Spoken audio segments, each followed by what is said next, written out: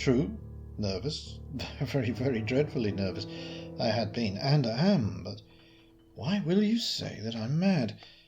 The disease had sharpened my senses, not destroyed, not dulled them.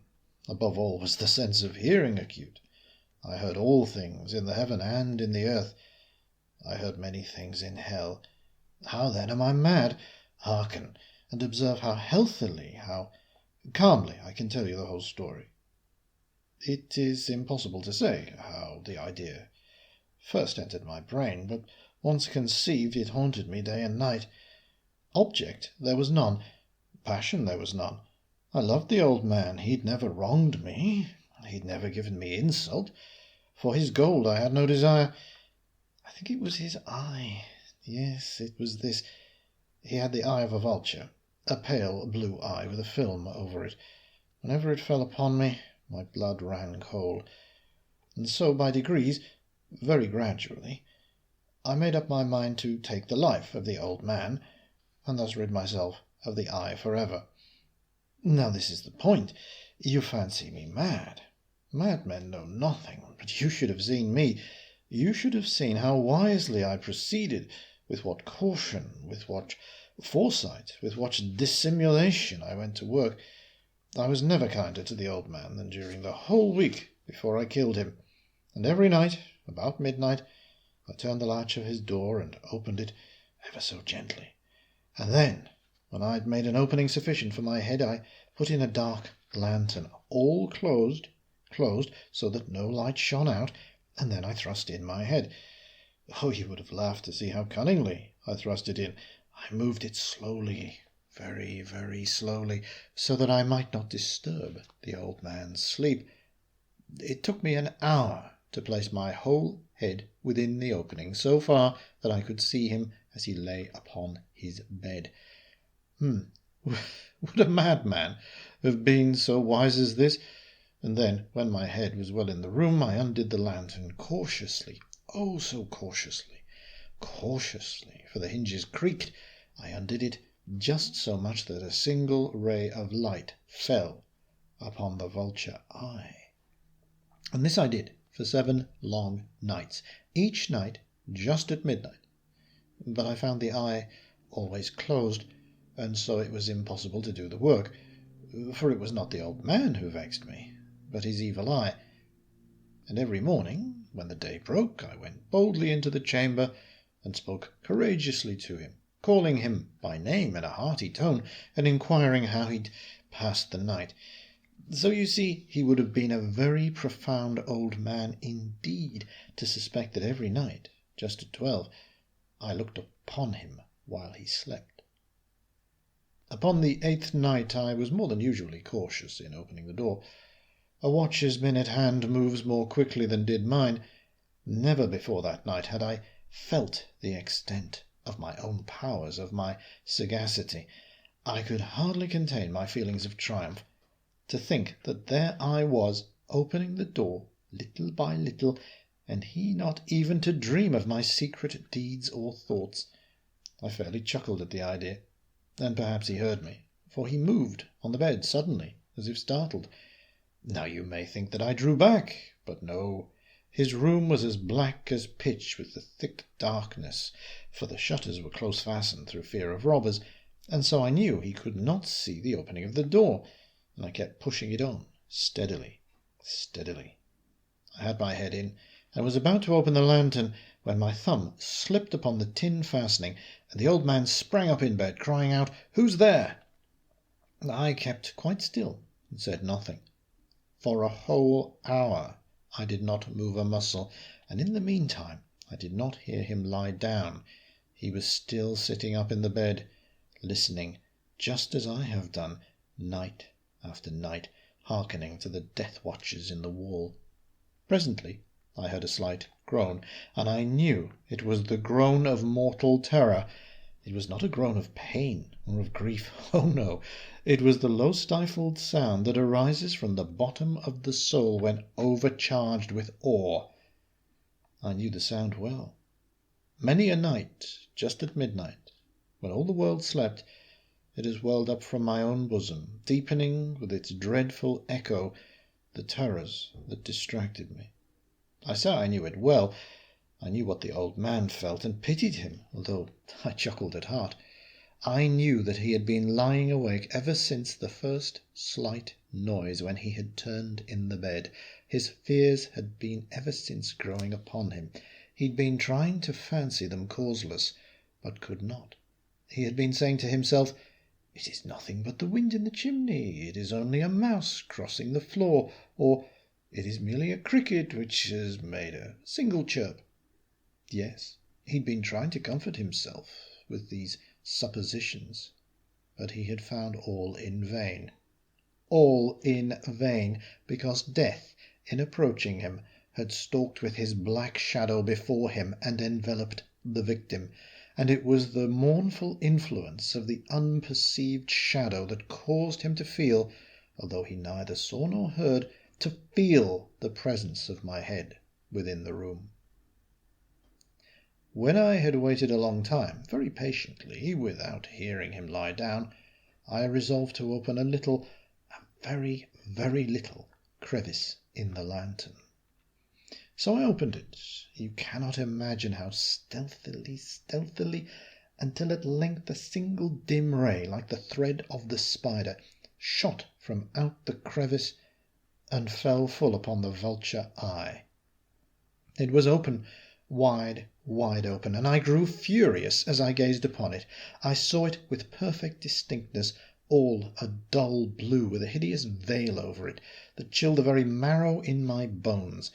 But I could see nothing else of the old man's face or person, for I had directed the ray, as if by instinct, precisely upon the damned spot. And have I not told you that what you mistake for madness is but over-acuteness of the senses? Now, I say, there came to my ears a low, dull, quick sound, much as a watch makes when enveloped in cotton.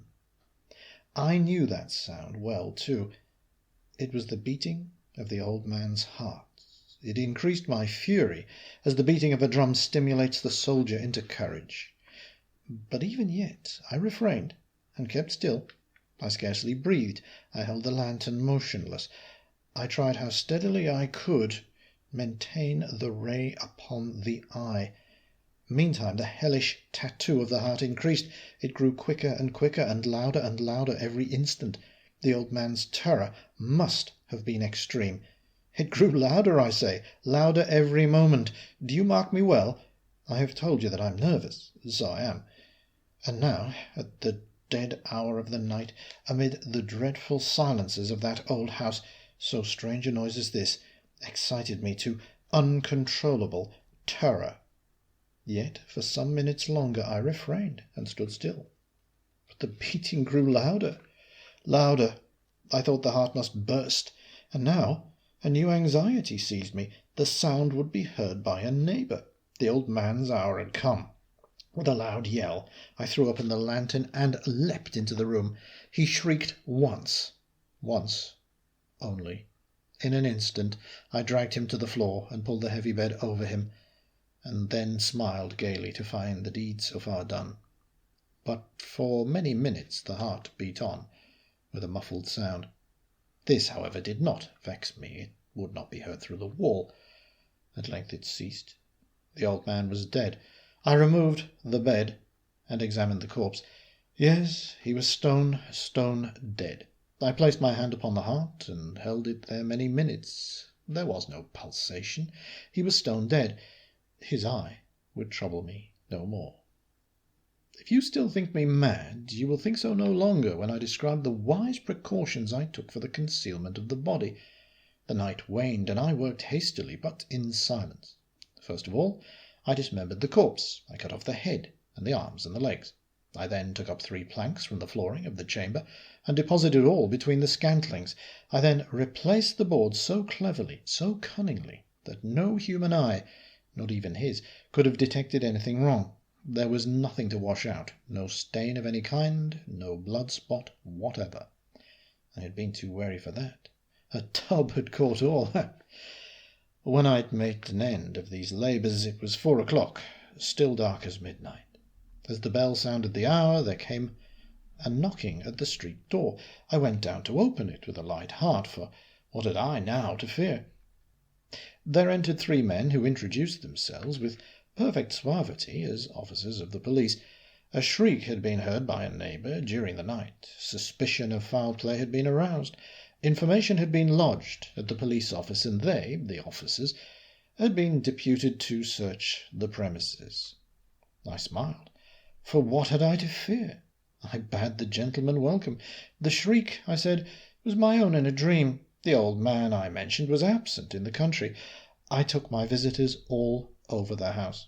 I bade them search well. I led them at length to his chamber. I showed them his treasures, secure, undisturbed. In the enthusiasm of my confidence, I brought chairs into the room, and desired them here to rest from their fatigues, while I myself, in the wild audacity of my perfect triumph, placed my own seat upon the very spot beneath which reposed the corpse of the victim. The officers were satisfied. My manner had convinced them. I was singularly at ease. They sat, and while I answered cheerily, they chatted of familiar things. But ere long I felt myself getting pale and wished them gone. My head ached, and I fancied a ringing in my ears. But still they sat, and still chatted. The ringing became more distinct. It continued and became more distinct. I talked more freely to get rid of the feeling, but it continued and gained definitiveness, until at length I found that the noise was not within my ears. No doubt I now grew very pale, but I talked more fluently and with a heightened voice. Yet the sound increased, and what could I do? It was a low, dull, quick sound, much such a sound as a watch makes when enveloped in cotton. I gasped for breath, and yet the officers heard it not. I talked more quickly, more vehemently, but the noise steadily increased. I arose and argued about trifles in a high key and with violent gesticulations, but the noise steadily increased. Why would they not be gone? I paced the floor to and fro with heavy strides, as if excited to fury by the observations of the men, but the noise steadily increased. Oh God, what could I do? I foamed, I raved, I swore. I swung the chair upon which I had been sitting and grated it upon the boards, but the noise arose over all and continually increased. It grew louder, louder, louder, and still the men chatted pleasantly and smiled. Was it possible they heard not? Almighty God, no, no, they heard, they suspected, they knew, they were making a mockery of my horror. This I thought, and this I think. But anything was better than this agony. Anything was more tolerable than this derision. I could bear those hypocritical smiles no longer. I felt that I must scream or die. And now, again, hark, louder, louder, louder, louder. Villains, I shrieked, dissemble no more. I admit the deed. Tear up the planks. Here, here. It is the beating of his hideous heart.